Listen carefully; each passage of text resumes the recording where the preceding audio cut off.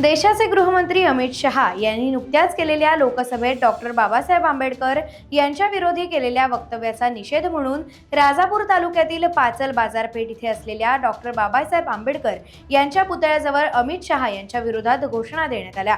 यावेळी राजापूर लांजा साखरपा मतदारसंघातील माजी आमदार राजन साळवींसह शिवसेना उभाटा पक्षाचे कार्यकर्ते, पदाधिकारी तसंच पाचल रिक्षा चालक मालक संघटनेचे पदाधिकारी व रिक्षा चालक देखील उपस्थित होते।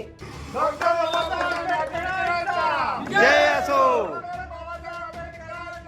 जय असो।